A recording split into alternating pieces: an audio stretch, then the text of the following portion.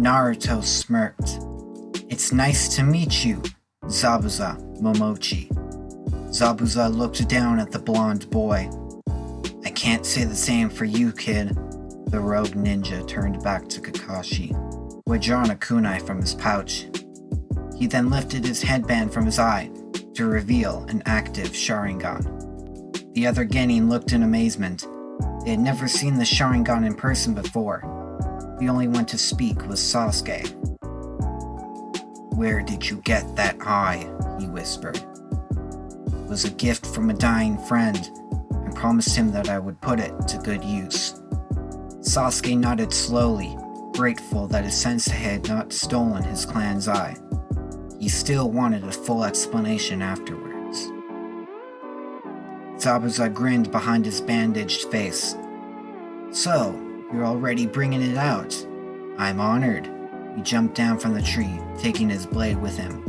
He landed on a nearby lake and stood on top. The Leaf Ninja surrounded Tazuna in a tight formation. Kakashi stood a few meters away, ready to fight. But they were too focused on the enemy in front of them that they did not sense another Zabuza appear in the center of their formation. Before he could do anything, the sword slashed at his chest. Upon impact, Zabuza turned to water, meaning that it was a clone. The real Zabuza watched as his clone was easily defeated by the Hyuga girl. Hinata turned and grinned slightly at her enemy. Zabuza scoffed, before sending another 3 more clones to attack. But before they could reach their targets, the clones were engulfed in a giant flame. Once the fire died down, Zabuza could see the blonde from earlier standing where the clones once stood. All the water had been evaporated by Naruto's massive fireball jutsu. But how? "Fire is weak against water," Zabuza asked with narrowed eyes. Although his clones were weak, they should not have been vaporized so easily. Naruto smirked. "When you have as much chakra as I do, you can bypass elemental weaknesses." Zabuza continued to glare at Naruto. "You are a lot stronger than the average genin.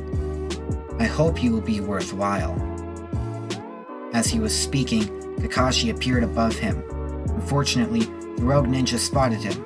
He sidestepped and performed hand signs. A sphere made of water appeared around Kakashi, who found that he was unable to breathe. Water style, water prison jutsu. He turned back towards the others to see that Naruto had disappeared. He turned his head to see the blade aimed at his chest. He had no choice but to dodge, releasing the water prison. Kakashi fell onto the river, breathing heavily. He looked up to see Naruto and Zabuza performing hand signs. Water style, water dragon jutsu. Fire style, fire dragon jutsu. The 2 jutsus clashed, canceling each other out. At this point, Zabuza was beginning to grow agitated, so he activated his signature technique. Water style, hidden mist jutsu. A thick mist engulfed the Leaf Ninja, making it near impossible to see. Even Hinata could not see, since the mist was laced with chakra. Zabuza was silently watching as Kakashi and Naruto regrouped. They stood back to back, waiting for him. Zabuza decided on his target and dashed toward Naruto, preparing to cut his head off with his giant blade. Wind style, great breakthrough, Naruto said as he sent a wave of air towards their opponent. It hit Zabuza directly in the stomach, knocking him away. The wind also began to blow away the mist. "How did you know my location?" Zabuza asked as he stood back up, clutching his injured chest. He did not get an answer. Instead, he felt a sharp edge at the back of his throat. Naruto whispered into his ear, "I know you have a friend hidden in the trees. I also know that Gato will not keep his word about paying you for bringing him Tazuna." "So, what about it?" the rogue ninja asked angrily. "Let us take care of Gato. Then you can decide what you want to do from there. You could continue to act as rogues, or you could come back to the Leaf Village with us. I know that the Hokage would welcome your skills." Zabuza's eyes widened. The kid was giving him a chance to join their village?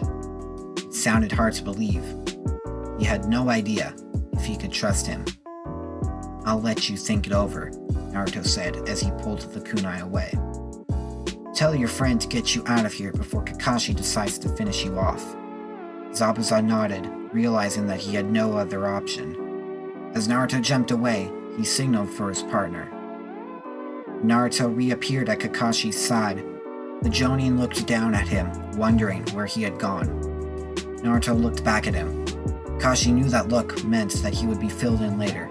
The two looked back at their enemy to see a senbon pierce his neck, killing him. The genin surrounding Tazuna gasped as they saw the rogue ninja fall. Another shinobi with a mask appeared next to Zabuza's body. "I'm a hunter ninja from the Hidden Mist. I've been tracking down this man for months. I thank you for your help in defeating him." The ninja picked up the body and dashed away in a burst of speed. Once he had left, Kurenai signaled that they were safe to break formation. As they regrouped, Naruto said, "Zabuza is still alive."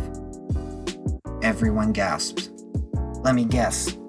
That hunter was his companion and put him into a fake dead state so that he could take him elsewhere to be healed."